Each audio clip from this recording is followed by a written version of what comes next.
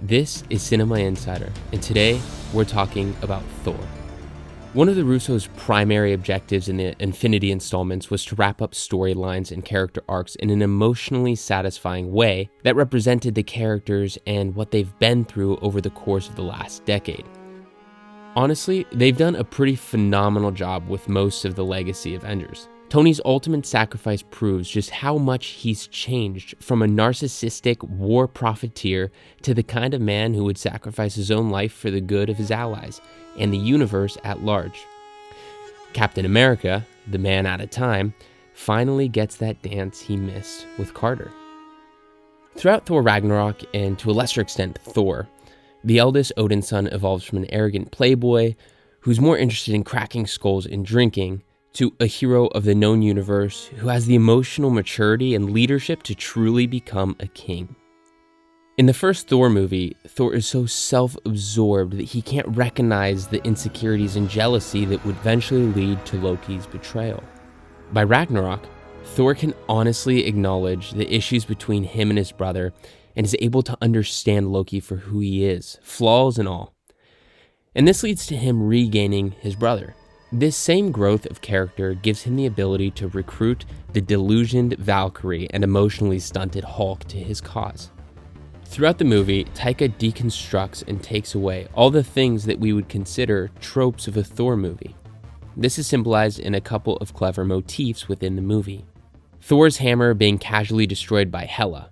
Now this leads to him recognizing that the hammer isn't the power. It's too strong. Without my hammer, I can't. Are you Thor, the god of hammers? But the power was inside of him the whole time.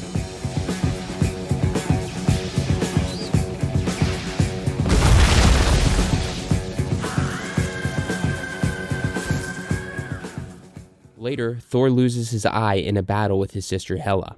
This is the myth of how Odin lost his eye in a trade for wisdom and knowledge. He even has his luscious locks buzzed off of his head. Please, kind sir, do not cut my hair. No! No! This is definitely a deep cut to some epic Roman tradition to shave the heads of their gladiatorial slaves to disassociate them from their lost homelands.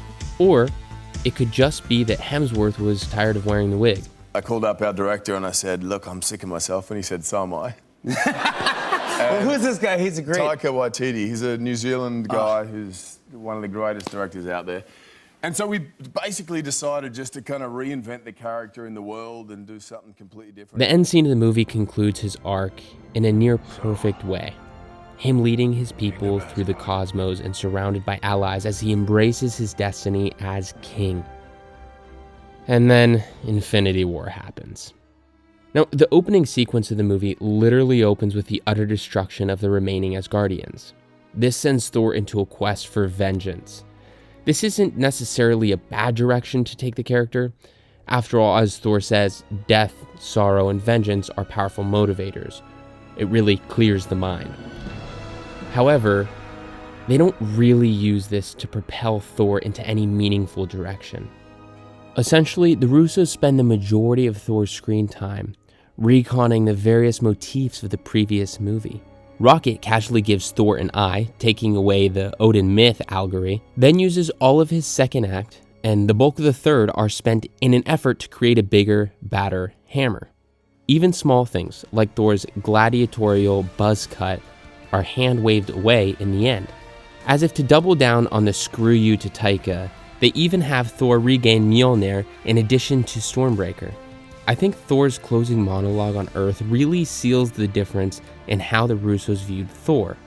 Tony gets a hero's tragedy, and Steve gets his heart's desire. But Thor? He ends his journey of 11 years the same man-child without responsibility that he entered it as. And that is a real shame. But who knows, maybe in the next Love and Thunder Thor movie coming soon, we'll get redemption for Thor's character arc. Thank you guys so much for watching this video. I hope you guys found it enjoyable. And if you did, please leave a like and click subscribe so you don't miss out on any future videos. And if you want a deeper look into how I script these videos out, where I learned all of this, and just an overall deeper look into Cinema Insider. We have also launched a Patreon page that you can check out in the link below. And you can also join our free Discord group if you want to have deeper conversations. Thanks for watching, and I'll see you guys in the next one.